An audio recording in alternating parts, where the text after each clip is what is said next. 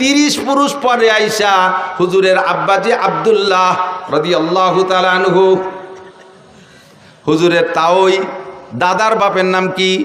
দাদার বাপরে কি কয় আমাদের দেশে? তাওই। তাওই কয় না, দাদার বাপ তাওই বাপ, বুড়ো বাবা কয়। দাদির মারে বুড়ো মা, নানির মারে বুড়ো মা অথবা মাওই। তো হুজুরের আব্বা আব্দুল্লাহ, হুজুরের দাদার নাম হুজুরের আব্বা আব্দুল্লাহ, হুজুরের দাদার নাম আব্দুল মুত্তালিব বলে জানি। আর আব্দুল মুত্তালিবের বাপের নাম হাশেম। নাম কি? এই হাশেম হুজুরের চতুর্থ পুরুষ, হুজুর থেকে নিয়ে চতুর্থ পুরুষ।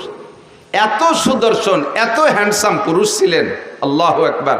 কুরাইশদের নেতা ছিলেন, মক্কার নেতা ছিলেন, কাবাঘরের জিম্মাদারি উনার হাতে ছিল। ইয়াং মানুষ, যুবক মানুষ, আল্লাহ। মক্কায় থাকতে উনার আরও কয়েকটা বিবাহ ছিল, সে সময় ততাধিক বিয়ে, এখনও তো সৌদি আরবওয়ালারা অনেক বিয়ে করে। তো উনার আরও বিবাহ ছিল, আরও সন্তানও ছিল।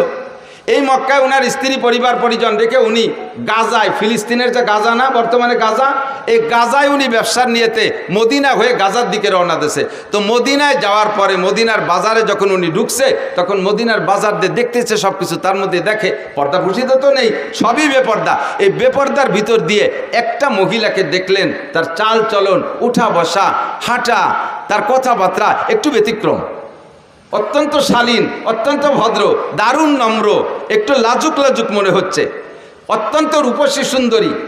এই মেয়েটাকে দেখিয়া হাশেমের নজর পড়ছে। লোক লাগাইছে, দেখো তো এই মেয়েটার অবস্থা কি, মেয়েটা কি বিবাহিতা না অবিবাহিতা, বিবাহিতা হলে বা বিধবা কিনা, তার স্বামী আছে না নাই। লোক লাগায় রায়বার লাগায় দেখা গেল যেই মহিলাটার স্বামী মানে বিবাহিতা মহিলা, 2টা বাচ্চা আছে, কিন্তু তালাক প্রাপ্তা, তালাক হয়ে গেছে, বর্তমানে স্বামী নেই। সুযোগ পেয়ে হাশেম প্রস্তাব দিলেন, তার কাছে বলো, আমার বাস্তবটা বলো, আমি কোন বংশের, আমি মক্কার মানুষ, আমি কুরাইশি মানুষ, আমি কাবাঘরের জিম্মাদার, আমি কুরাইশদের নেতা, আমি বর্তমানে এই অবস্থা আছি, ব্যবসা বাণিজ্য আমার অনেক সুন্দর, আমার বাহ্যিক রূপ ও চেহারা দেখো, মেয়েটাকে বলো দেখতে, সে যদি আমাকে লাইক করে, পছন্দ করে, তাহলে আমি তাকে বিবাহের প্রস্তাব দিলাম, রাজি থাকলে তোমরা আমাদের বিবাহ পড়াই দাও। রায়বার যে সুন্দর করে বলার পরে মহিলা রাজি হয়ে গেছে, আচ্ছা ঠিক আছে আমি বিয়ে বসবো। যথারীতিতে বিয়ে হয়ে গেল। বিয়ে হয়ে যাওয়ার কারণে উনি তাৎক্ষণিকভাবে গাজায় চলে গেলেন না, মদিনায় কয়েকদিন অবস্থান করলেন, শ্বশুর বাড়ি, ওই মহিলার বাপের বাড়ি। সেখানে কয়েকদিন থাকার ভিতর দিয়ে আল্লাহর কুদরতি সিস্টেমে হাশেমের ভিতরে যে নূরে নবুয়তি চমকাচ্ছিল, ওই নূরে নবুয়তি ওই মহিলার গর্ভে চলে গেছে, মহিলা গর্ভধারিণী হয়ে গেছে। গর্ভ হয়ে যাওয়ার পরে উনি ওখানে স্ত্রীকে রেখে উনি গাজায় চলে গেছে। গাজায় ব্যবসা বাণিজ্যের ভিতর দিয়ে ওখানে ওনার ইন্তেকাল হয়ে গেছে, হাশেম আর ফিরে আসতে পারেনি। টাইম হয়ে যাওয়ার পরে মহিলা গর্ভপাত করেছেন, বাচ্চা ডেলিভারি করে দিয়েছেন। ডেলিভারির পরে যেই বাচ্চাটা হলো, এই বাচ্চার ভিতরে এবার সেই হাশেমের রূপরেখা নূরে নবুয়তি বাচ্চার মধ্যে চমকাইতেছে। পরিবার পরিজনের সকল সদস্য বাচ্চার চেহারা দেখে মুগ্ধ হইয়া তার নাম রাখতে বাধ্য হয়েছে সাইবাতুল হাম। সাইবাতুল হাম মানে প্রশংসার ডিব্বা। এত চেহারা, এত রূপ, এত সব কিছু দেখে সবাই মুগ্ধ, নাম রেখেতেছে সাইবাতুল হাম। মায়ের কোলে থাকে, নানা বাড়ি থাকে, থাকতে থাকতে 5-6 বছর যখন বয়স হয়ে গেছে, তখন হাশেমের মক্কা একটা ছেলে ছিল, নাম তার মুত্তালিব। একটু খেয়াল করতে হবে, খুব বোঝার নাম ছিল, তার নাম কি? মুত্তালিব। ওই হাশেমের ছেলে মুত্তালিব খবর পাইছে আমার আব্বা মদিনায় একটা বিয়ে করছেন, সেই ঘরে আমার একটা ভাই জন্ম হয়েছে, আমার আব্বা তো গাজায় গিয়ে মারা গেছে, আমার বিধবা মায়ের কাছ থেকে দেখি আমার ভাইটাকে আনা যায় নাকি। মুত্তালিব চলে গেছে মদিনায়, যাইয়ে খবর নিয়ে খুঁজে পেয়ে গেছেন। পাওয়ার পরে বললেন যে মা, আমার ভাইকে আমার কাছে দিয়ে দেন, আপনি কষ্ট করবেন কেন, আমাদের সন্তান আমরা নিয়ে যাই। অনুমতি দিলেন, নিয়ে চলে আসলেন। উটের পিঠি বসাইয়া মক্কা থেকে মদিনা থেকে মক্কা 450 কিলোমিটার, 450 কিলোমিটার 7-8 দিন পর্যন্ত উটের পিঠে বসে আনতে আনতে আনতে যখন মক্কায় ঢুকছে, পিছনে ছোট বাচ্চা একেবারে ধুলায় ধূসারিত হয়ে গেছে, কাপড় চোপড় ময়লা হয়ে গেছে, গুলামের মতো দেখা যাচ্ছে। যখন মক্কায় ঢুকছে, মক্কিরা জিজ্ঞেস করছে, মুত্তালিব তোমার পিছে কে বসা? ওনার পিছে কে বসা? মুত্তালিবের ভাই, মুত্তালিবের ভাই। এখন যদি বলে পিছনে আমার ভাই বসা, তাহলে ওনার ইজ্জত যায়। যে গুলামের মতো একটা ময়লা নোংরা সিরা কাপড় পরা পোলা, সে ওনার ভাই, এই বলে ওনার ইজ্জত যাবে। বিদায় উনি ভাই বলে পরিচয় না দিয়ে কয় হাজা আব্দি, এটা আমার গুলাম। তো গুলামের মালিক মুত্তালিব হলেন মালিক, আর এইটা হলো সাইবাতুল হামদ গুলাম। আরবিতেই 2 শব্দের মিলে কয় আব্দুল মুত্তালিব, মানে মুত্তালিবের গুলাম। আসল নাম হলো সাইবাতুল হামদ। সাইবাতুল হামদ হলো হুজুরের দাদা। তো এখন মুত্তালেব পরিচয় দিচ্ছে, এটা আব্দুল মুত্তালেব আমার গোলাম। এরপরে বাসায় নিয়ে ধুয়ে মুছে পরিষ্কার করে কাপড় চোপড় নতুন করে পড়াইয়া তার নামে তারে পরিচিত করে দিতে চেষ্টা করতেছেন, কিন্তু আর কোনোদিনও মানুষ তাকে সাইবাতুল হামদ বলে ডাকে না, তারা আব্দুল মুত্তালেবকেই ডাকে। এই আব্দুল মুত্তালেব ধীরে ধীরে ধীরে ধীরে বড় হইলে মুত্তালেবের স্থানে, হাশেমের স্থানে চাবি ছিল মুত্তালেবের কাছে, মুত্তালেবের স্থানে এবার চাবি পেয়ে গেছে এই সাইবাতুল হামদ আব্দুল মুত্তালেব। কাবাগরের চাবি ওনার হাতে, মক্কার নেতৃত্ব ওনার হাতে, দেখতে সেরকম সুঠম বডির অধিকারী, নুরানি চেহারা তার ভিতরে, নবুয়তি চেহারা তার ভিতরে ফোকাস মারতেছে। এই সাইবাতুল হামদ আব্দুল মুত্তালেব এবার বিবাহ করছেন। বিবাহ করার পরে একটা সন্তান হয়েছে হারেস। নাম কি? হারেস। আব্দুল মুত্তালেবের প্রথম সন্তানের নাম হারেস। এই ছেলেটা বড় হয়ে উঠছে, মাঝে আর তেমন কোনো সন্তানাদি নেই। তো এই একটা হারেসকে নিয়ে আব্দুল মুত্তালেব কিতাবাদি পড়ে সন্ধান পাইছে যে কাবাঘরের পাশে হযরত ইসমাইল আলাইহিস সালামের পায়ের ধাক্কায় জমজম কূপ হয়েছিল। কালের আবর্তে এই জমজম কূপ বন্ধ হয়ে গেছে। দেখি জমজম কূপ কোথায়, সব কিছু ম্যাপ মানচিত্র মাপিয়ে জমজম কূপের স্থানটা নির্ণয় করে হারেসকে নিয়ে দুই বাপ বেটা গেছে সেই জমজম কূপ খনন করতে। তার উপরে অনেক পাথর চাপা পড়ে আছে। দুই বাপ বেটা পাথর সরাইয়া জমজম কূপকে আবিষ্কার করবে, বের করবে, এটা খুব কঠিন ব্যাপার। 2 দিন 3 দিন পর্যন্ত খোঁজার পরে জমজম কূপ বের করতে পারে নাই। একটা সন্তান, তো আমাদের দেশে সুখী সন্তান, এক সন্তানের আব্বা বহুত আছেন না? ছেলে হোক মেয়ে হোক কয়টা? একটা অথবা 1.5টা অথবা 2টা। 1.5টা মানে ঠ্যাং একখান নাই, হাত একখান নাই, আজকন পঙ্গু হয়েছে, আর একটা পুরো। সুখী সংসার। এবার আমরা অত্যন্ত খুশি। একটা ছেলে একটা মেয়ে, জায়গা জমি বহুত কিছু আছে, ব্যবসা বাণিজ্য আছে, বড় আনন্দিত। তবে এক সন্তানের বাপ হওয়া অতটা সুখের বিষয় না। সময় সময় এক সন্তানের বাপ মহা বিপদেও পড়ে যায়, কথা বল না কেন? যেই বিপদে পড়ে আব্দুল মুত্তালেব আল্লাহর কাছে মান্নত মানছে। আমাদের দেশের বিপদ কি? আপনার পাশের বাড়িওয়ালা যদি থাকে, পাশের বাড়ি আপনার এক স্বাস্থ্য বাড়ি যদি 7টা ছেলে হয়, 7 ছেলের বাপ, তাহলে যেই বাপের 7টা ছেলে একবারে ঝাঁকা মারিয়ে তাগড়া জুয়ন হয়ে ওঠে, 80 বছরে বাপেরও ফিরে যৌবন ফিরে আসে ছেলেদের শক্তির সাথে সাথে। এরা 8 বাপ বেটা লাইঠেল। আর আপনারা সুখী সংসার 2 বাপ বেটা, সুখী সংসার 2 বাপ বেটা, আর ছেলে মেয়ে নেন নাই। আর উনটা 8 বাপ বেটা, আটখানিক জায়গা নিয়ে পাশের বাড়ি এলাকার সাথে যদি গন্ডগোল লেগে যায়, 2 বাপ বেটা 8 বাপ বেটার সাথে যদি লাগে যায়, এই সুখী সংসার ওই 8 বাপ বেটার সাথে অসুখী সংসারের সাথে যদি পিঠে পিঠি লাগে, মায়ের কারা খাবে? সুখী সংসার মায়ের খেয়ে শুয়ে যাবে না? কথা কয় না? 2 বাপ বেটারে বাল হইয়া 8 বাপ বেটা একেবারে দোড়া চাপের মতো টান টানের রাস্তায় শোয়াইতেছে, পুরো মারিয়ে ফেলে নাই, মরে নাই। তো বুড়ো এই 80 বছর বয়সে সুখী সংসারের বুড়ো মায়ের খাইয়ে টান টান হইয়া এখন লম্বা লম্বা হাই ছাড়ে। আর যদি 2 সাইডে থাকতো তাহলে এরকম জোড়া বাড়ি খাতাম না। আর 2 সাইডে থাকলি জোড়া বাড়ি খাইতাম না। বসছে কোন সময়? যে সময় ওনার পার্স পাতি সব শেষ।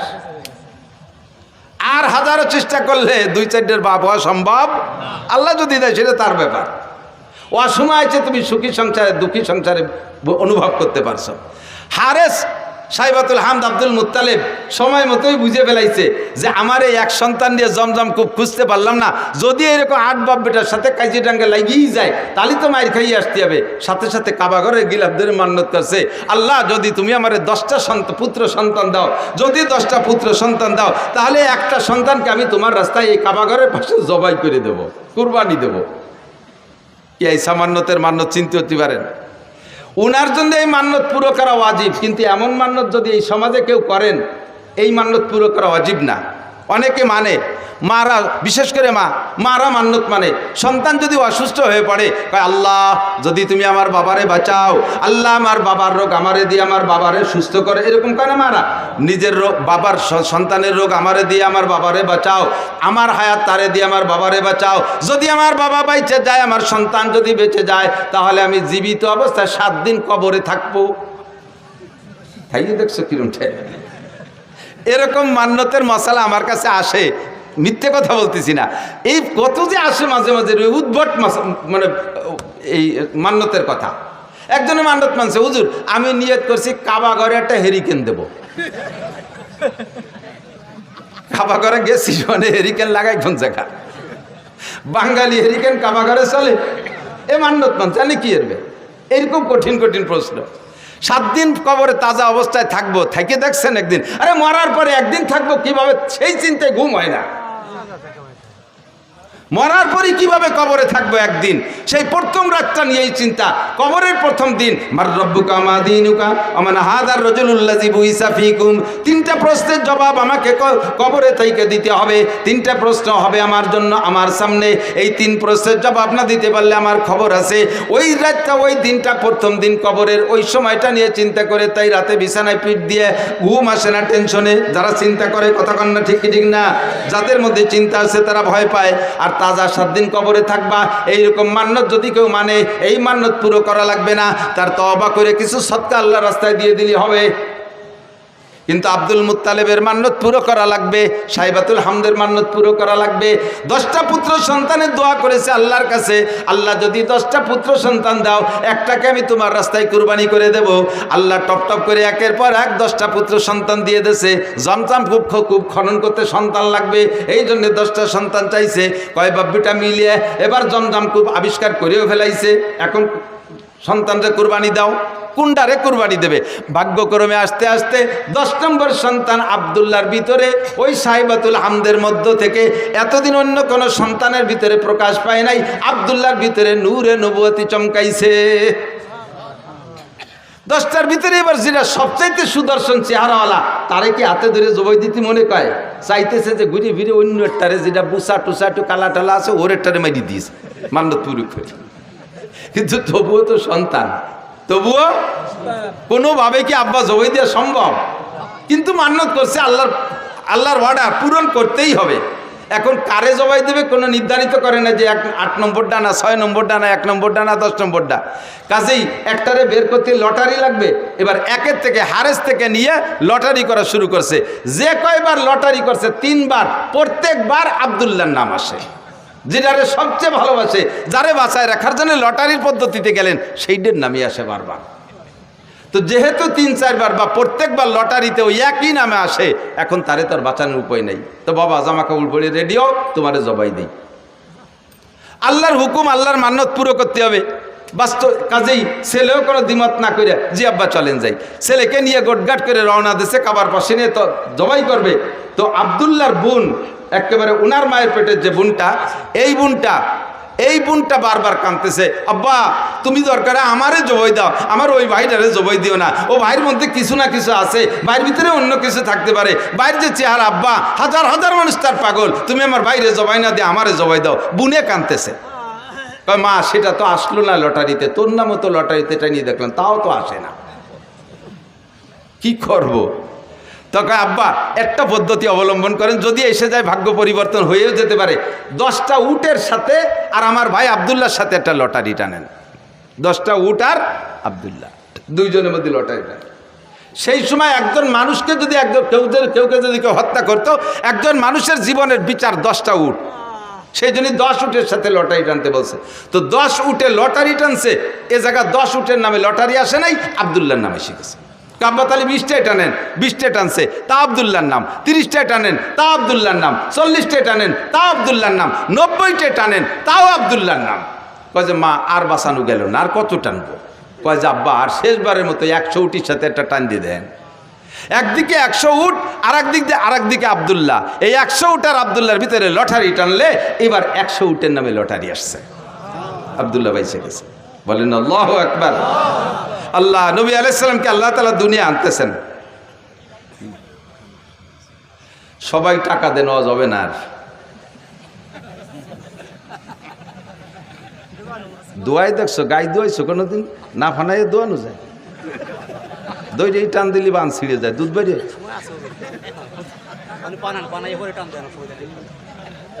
আল্লাহ একটু মিলাদ পড়ি না, মানুষ কয় যে কওমি হুজুরা মিলাদ পড়ে না, তাই মিলাদ পড়া শুরু হচ্ছে, তার মধ্যে এসে বাবা ঠেলি দিয়েছে না বাবা। আর অল্প একটু ভরিয়ে তারপরে জায়গায় চলে যাবেন ইনশাআল্লাহ।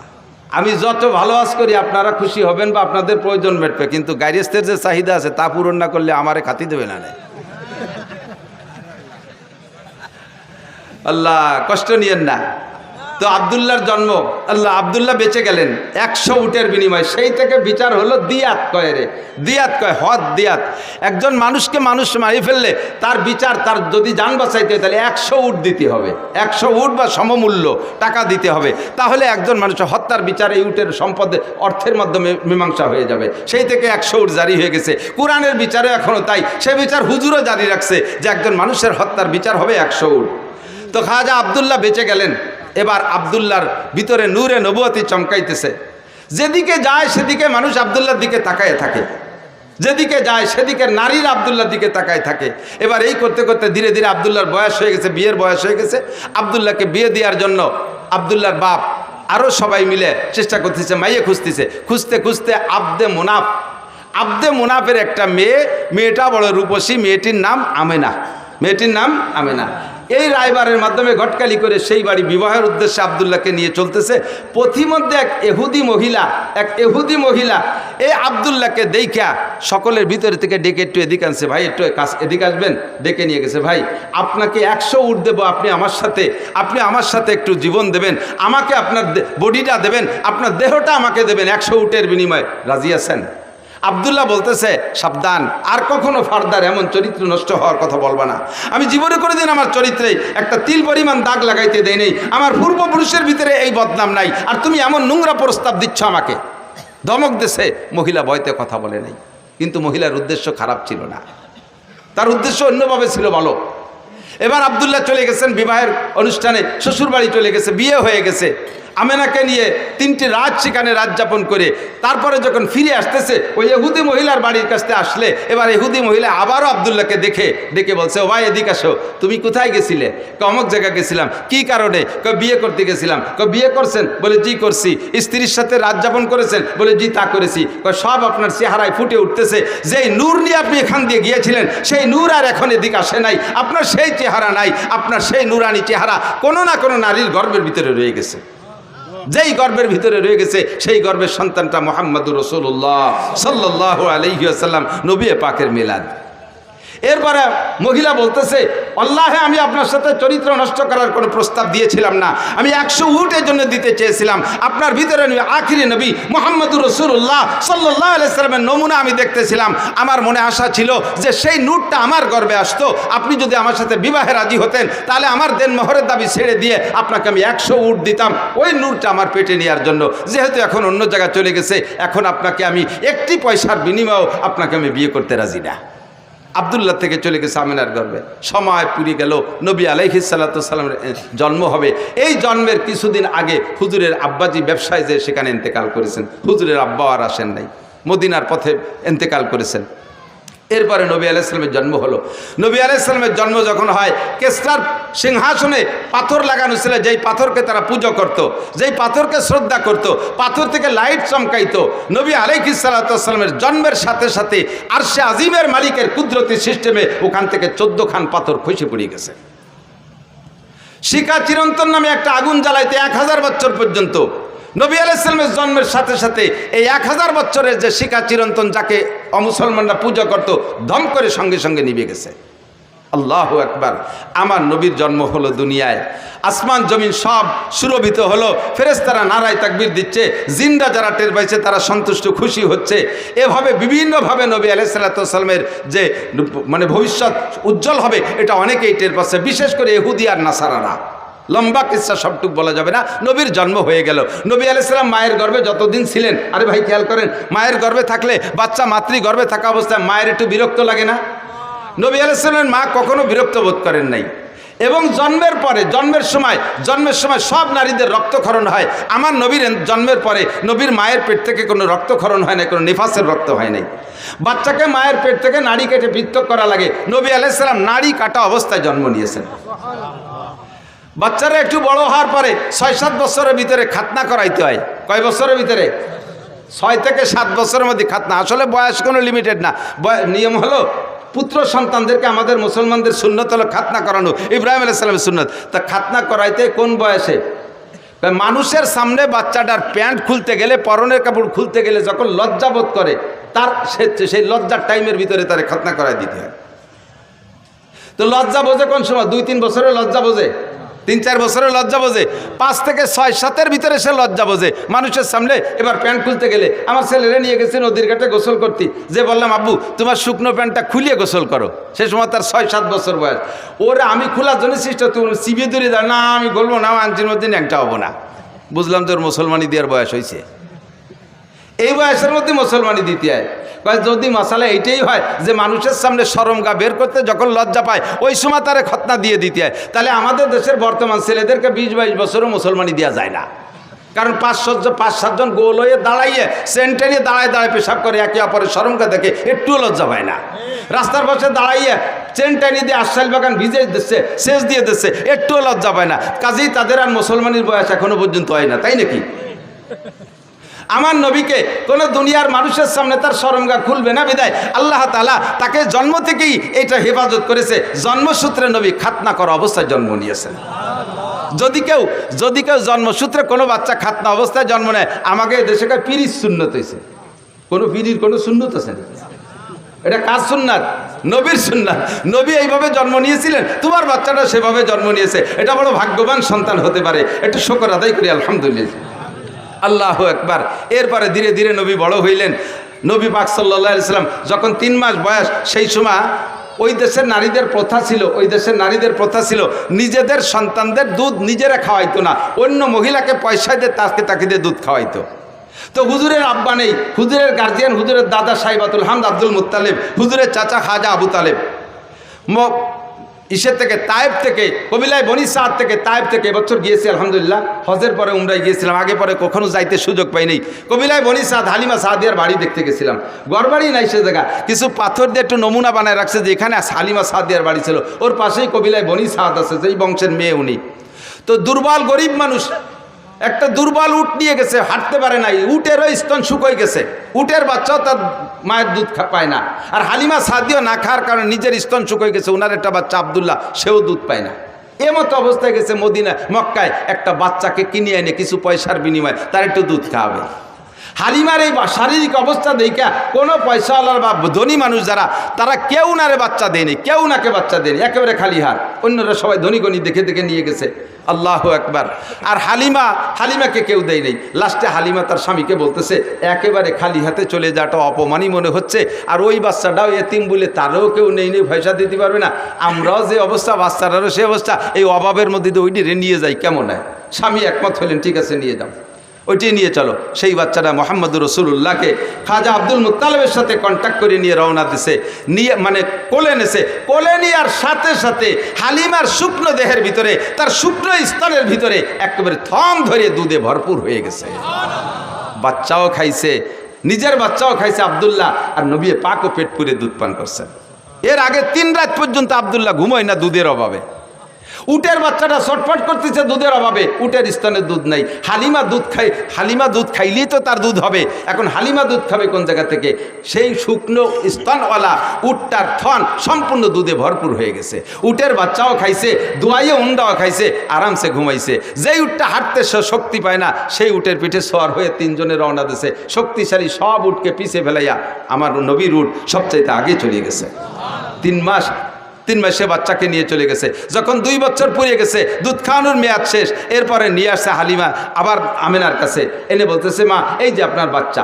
তা আমেনা বলতেছেন, বাচ্চাদেরকে মূল আদর্শ সামাজিকতা যদি শিখাইতে হয় তাহলে মূল আদর্শ আর সামাজিকতা আছে গ্রাম অঞ্চলে। শহরে 12 ভেজালি মানুষ, শহরে 12 দেশের মানুষ, এ জায়গা মূল আদর্শ খুঁজে পাওয়া যায় না। আদর্শ আসল ভাষা গ্রাম অঞ্চলে, মূল আদর্শ গ্রামে। কাজেই বাচ্চাটাকে আরও কয়দিন রাখেন, আরও কিছুদিন রাখলেন। 4 বছর যখন রাখছে, 4 বছরের ভিতরে ফাঁকে একবার আব্দুল্লাহ আর হুজুর 2 জন পাশে এক জায়গায় খেলাধুলা করতে গেছে।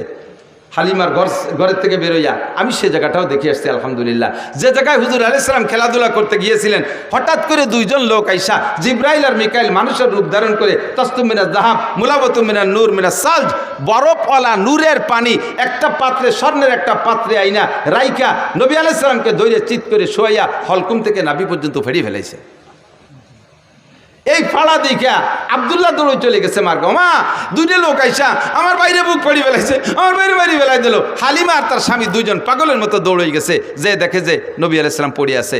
এর ভিতরে কাজ সারি চলে গেছে, অপারেশন হয়ে গেছে। বুক ফাইড়া কলিজা বের করে হাড় লাঞ্চ বের করে ওই পানি ঠান্ডা পানির মধ্যে ভিজাইয়া ভালো করে নাড়াচাড়া করে সুন্দর করে ধুয়ে মুছে পরিষ্কার করে কলিজার ভিতরে আরেকটা অপারেশন করছে, তার ভিতরে ছোট্ট একটা রক্তের টুকরা ছিল, ওইটারে বের করে ফেলেছে। এইটা হলো নফস, এই রক্তের টুকরাটা নফসকে বের করে দিয়ে পরিষ্কার করে ভিতরে সেট করে দিয়ে বুকটারে ডলা দিছে, সুন্দর করে সে আগের মতো হয়ে গেছে। হুজুর উঠে চুপ করে বসে আছেন। হালিমা এসে, বাপ কি হয়েছে আব্বু, তোমার কি হয়েছে? তো কয় যে আমি তো দেখলাম দুইটা লোক আসলেন, এরপরে কি হয়েছে আমি তা কইতে পারি না। দেখে যে বুকের এখানে একটা দাগের মতো আছে। যা বলছে আব্দুল্লাহ তাই। 3 মাসের বাচ্চার ভিতরে কোনো ইনসাফি মিজাজ হতে পারে, কোনো যোগ্যতা হতে পারে? 3 মাসের বাচ্চা বিচার ন্যায় বিচার বোঝে? আল্লাহ পাক রব্বুল আলামিন নবী পাককে জন্মসূত্রে এমন একটা চরিত্র দিয়ে তৈরি করেছেন, যার জন্মের পর থেকে কখনো এই চরিত্রের ভিতরে কেউ তিল পরিমাণ দাগ দেওয়ার সুযোগ নেই। আল্লাহ পাক বলেন, ওয়া ইন্নাকা লাআলা খুলুকিন আযীম, আপনাকে জন্মসূত্রে সর্বোত্তম চরিত্রের অধিকারী করে বানাইছি। জন্মসূত্রে আপনি ন্যায় বিচারক, জন্মসূত্রে আপনি আখলাকি, জন্মসূত্রে আপনি শিষ্টাচারওয়ালা, জন্মসূত্রে সর্বোত্তম চরিত্রের অধিকারী।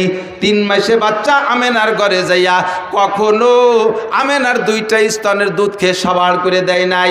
নবী তো ইচ্ছা করলে করতে পারতেন, আমার দাদা টাকা দেবে, আমি কেন একটা দুধ পান করব? 2টা দুধ পেট ভরে খেয়ে থাকলে তার ছেলে খাবে, নইলে খাবে না, আমি তো টাকার বিনিময়ে খাবো। আমার নবী ইনসাফি মিজাজে কখনো হালিমার 2টা স্তন খান নাই, সর্বদা একটা স্তন খেয়েছেন। এবং তা কোন স্তন খেয়েছেন? যতদিন দুধ পান করেছেন ততদিন ডান স্তনের দুধ পান করেছেন, কখনো বাম স্তনে চাটা দেয় নাই। বাম স্তনের দুধ হারাম তা না, কিন্তু নবী পাক যে ডানপন্থী নবী, ডানওয়ালাদের নবী, ডানকে নবী ভালোবাসেন, এর প্রমাণ জন্মের পর থেকে প্রমাণ করানোর জন্য আল্লাহ পাক নবী পাকের স্বভাব দিয়েছে, জীবন ভরে ডান স্তনের দুধ খেয়েছেন, যতদিন দুধ খাইছেন। আর আব্দুল্লাহ বাম পাশেরটা খাইতেন। আল্লাহু আকবার। আমার এই নবীর চরিত্র সম্পর্কে জন্ম থেকে নিয়ে 40 বছর পর্যন্ত যে আখলাক, এই আখলাকের নাম হলো, এই স্বভাবের নাম হলো, আরবিতে কয় আখলাক। এটার নাম কি? আখলাক। আর আখলাক মানে একটু বোঝেন, প্রত্যেকটা মানুষেরই জন্মসূত্রে একটা আখলাক আছে। শুধু মানুষটা, সব প্রাণীরও আছে, প্রত্যেক প্রাণীরও জন্মসূত্রে আখলাক আছে। জন্মসূত্রে যে স্বভাবটা নিয়ে আসে এর নাম আখলাক। খিলকাত মানে জন্ম, জন্মসূত্রে স্বভাবের নাম হলো আখলাক। যেমন এদিক তাকান, মুরগির বাচ্চা ডিমিতে বেরোয়, মুরগির বাচ্চা ডিমিতে বেরোয় না? ডিমিতে বেরোইয়া ওর দুধ খাতি হবে না খুদ খাতি হবে, এরে কোন স্কুলে পড়ানো লাগে? পড়ানো লাগে? সব মুরগির বাচ্চা জন্মের পরে 3 মাস দুধ খায় না? কথা কয় না? কি খায়? খুদ খায়। তো খুদ কিভাবে খাতি হবে ও মুরগির বাচ্চারে কোন কেজি স্কুলিতে শিখিয়ে দিছে? মুরগির বাচ্চার যে খুদ খাইতে হবে এটা তারা কে শিখায়? আল্লাহ শিখায়। বলবেন যে বাড়ির মুরগিতে তার মা শিখিয়ে দেয়? হ্যাঁ, বাড়ির মুরগি তার মা শিখাই দেয় বাচ্চারা এইভাবে খুদ খাইতে হয়। বাড়ির মুরগিতে তার মা বাচ্চারা শিখাই দিল, কিন্তু পোলট্রি মুরগির মার নাম কি? তাকে কি মা আছে? কিন্তু তারা খায় কি খায় না? বরং গেছে বেশি খায়। এই খাওয়া শিখাইতেছে কে? যেই আল্লাহ শিখাইতেছে। এইটা হলো জন্মসূত্রে স্বভাবের নাম আখলাক। সব প্রাণী, স্তনপায়ী বা প্রাণীরা, তারা মায়ের স্তন থেকে দুধ খায়, বুকের ভিতরে নরম একটা বান গেলি চুষা শুরু করে, এটা ঠিক আছে। ছাগলের বাচ্চা জন্মের পরেও মায়ের স্তন মুখে দিলে সে চাটে, কিন্তু চাটার ফাঁকে স্তনেটা মুখ দিয়ে ধাক্কা দেয়, দেয় কি দেয় না? এই ধাক্কা শিয়ে দিল কিনা? এই যে ধাক্কা দেয়, এটা হলো তার আখলাক, এটাই তার স্বভাব। মানুষের বাচ্চা দেখবেন দুধ খায়, এক স্তন মুখে দিয়ে চাটে, ওই বাচ্চাটা মার আর এক দুধের বুটা এরম নাড়াচাড়া হতে তালে তাই। ওই বুটা নাড়াচাড়া দিলে ওই বুটার ভিতরে দুধ আসে, এলো পানায়। এটাই সিস্টেম, এটা আখলাক, এটা ওরা শিয়ে দেওয়া লাগে না, ঠিক না? এইরকম আখলাকগত দিক দিয়েও যদি বিবেচনা করেন, তাহলে আমার নবীর আখলাকের চাইতে জগতে আর শ্রেষ্ঠ আখলাক ওলা কেউ হইতে পারে? এই নবীর আখলাক নিয়ে যদি কেউ কটূক্তি করে, সমালোচনা করে, কেউ যদি গালি দেয় আর নিন্দা করে, তাহলে তার মুখে আমরা ময়লা মাখাইয়া জুতো মারি। কথা বলুন ঠিক না? আমার নবীর সম্পর্কে কেউ যদি কথা বলে, একটা ফুলের টুকা মারে, আমার জীবন দিয়ে তার প্রতিবাদ করতে প্রস্তুত যুবক। কথা বলুন ঠিক না? কখন আমরা এটা সহ্য করতে পারি না। এজন্য আপনাকে আমাকে আল্লাহ পাক রব্বুল আলামিন নবী মদিনায় যাওয়ার পরে মহব্বতের সাথে ডাক দিয়ে বলে, ইয়া আইয়ুহাল্লাযীনা আমানু, হে অন্ধ জগতের অটল বিশ্বাসী পাগলরা, পাগলরা। কোরআন শরীফের ভিতরে যত আয়াত আছে ইয়া আইয়ুহাল্লাযীনা আমানু, এই আয়াতগুলো মদিনায় নাজিল হয়েছে। এর অর্থ হলো, হে অন্ধ জগতের অটল বিশ্বাসী পাগলরা, তোমরা নবীর সুন্নতের পর আমল না করলেও নবীর মহাব্বত তোমার অন্তরে আছে। তুমি অন্ধ জগতের অটল বিশ্বাসী পাগল। কোনো যুবক যদি মুসলমানের সন্তান যদি নামাজ নাও পড়ে, এমনকি কোনো যুবক যদি মুসলমানের সন্তান নামাজ নাও পড়ে, রোজা নাও রাখে, টুপি জীবনে পরে নাই, দাড়ি জীবনে রাখে নাই, কোনোদিন সুন্নতে পোশাক পরে নাই, সে কোনোদিন ঢিলাকুলুক ব্যবহার করে নাই, একবারও জীবনে মেশাক মুখে দেয় নাই, কোনোদিন দস্তারখান বিছিয়ে খানা খায় নাই, সুন্নত নামাজ তো দূরের কথা ফরজ নামাজও পড়ে না, রমজান মাসে রোজা রাখে না, মুসলমানের সন্তান নাম তার জামাল উদ্দিন, বাপের নাম কামাল উদ্দিন, এই মুসলমানের সন্তানের সামনে যদি আল্লাহর নবীর কেউ গালি দেয়, মুসলমান যুবক বলো, তাহলে তোমার জীবনের শেষ বিন্দু রক্ত দিয়ে প্রতিশোধ নিবা কি নিবা না? নবীকে দেখি নাই, মোহাব্বত আমার অন্তরে আছে, যদিও নফসের ধোঁকায় পড়ে শয়তানের প্রেমে পড়ে আমি সুন্নতের আমল করতে পারি না। তবে মুসলমান যুবক ভালো করে মনে রাখো, দুনিয়ায় তুমি কার কাছ থেকে আদর্শ শিখবা? এমন একটা মানুষ আল্লাহ দুনিয়ায় পাঠায় নাই যে একটা মানুষের গোটা জীবনের ভিতরে 800 কোটি 1000 কোটি মানুষের সমস্ত মানুষের চলার সংবিধান একজন মানুষ থেকে সম্পূর্ণ আসছে, এমন একজন মানুষ পাবেন না। রবি ঠাকুর বড় পণ্ডিত ছিল, অনেক পাণ্ডিত্যপূর্ণ কথা বলছে, তবে তার একার পাণ্ডিত্য দিয়ে কোনো দেশের সংবিধান তৈরি হতে পারে না। কাজী নজরুল পণ্ডিত মানুষ ছিল, তার পাণ্ডিত্য দিয়ে গোটা বিশ্ব চলতে পারে না। আরও যত বড় বড় বিজ্ঞানী চলে গেছে, একজনের পাণ্ডিত্য আর তার নীতি কথা দিয়া সারা দুনিয়ার মানুষ চলতে পারে না। কিন্তু আল্লাহ একটা মানুষই বানাইছে, যে একটা মানুষের গোটা জীবনের জন্ম থেকে মৃত্যু পর্যন্ত 63 বছর হায়াতকে যদি কেউ স্মরণ করে, তাহলে 800 কোটি না 8 লক্ষ কোটি মানুষও যদি আসে, তাও ওই একটা মানুষের ভিতরে, একটা মানুষের থেকে সমস্ত মানুষের চলার পাথও সংগ্রহ করতে পারে কি পারে না? সারা দুনিয়ার সমস্ত মানুষের আদর্শ একটা মানুষের ভিতরে। আমার নবীর আদর্শ লক্ষ্য করেন, এদিক তাকান। নবী পাক মানুষকে সালাম দিয়ে সাক্ষাৎ করতেন, কতক্ষণ কি দিয়ে? আর এই ইদানিংকালে এই কবেতে শুরু হয়েছে আমি তা কইতে পারি না। জেনারেল সংবর্ধনা, জেনারেল মানে ডিপার্টমেন্টে যারা আছে, সুন্নত বাদ দিয়ে যারা অন্য জাতি আছে, তারা সম্মান প্রদর্শন বা সাক্ষাতের সূচনাটা কি দিয়ে করে? 1 চড় 1 লাথি।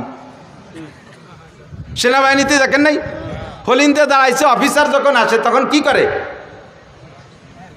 চড় দেখাই দিছে, দিতে পারলাম না, দেখে রেখেন। এরপর গুম করে একটা লাথি মারে, কই লাথিটাও দিতে চাইছিলাম তা পারলাম না, এই জন্য মাটিতে দিলাম। 1 চড় 1 লাথিতে সম্মান প্রদর্শন, সাক্ষাৎ, এটা কোন আদর্শ হতে পারে? আমার নবীর আদর্শ আফসুস সালাম। সাক্ষাৎ হবে কি দিয়া? জোরে বলেন কি দিয়া? আরে কন্যা কি দিয়া? সালাম হবে, ক্লিয়ার সালাম। বলেন আসসালামু আলাইকুম ওয়া রাহমাতুল্লাহি ওয়া বারাকাতুহু। আমার নবী সালাম দিয়ে, কি সুন্দর কথা না? আপনিও উত্তর দিচ্ছেন ওয়া আলাইকুম আসসালাম ওয়া রাহমাতুল্লাহি ওয়া বারাকাতুহু।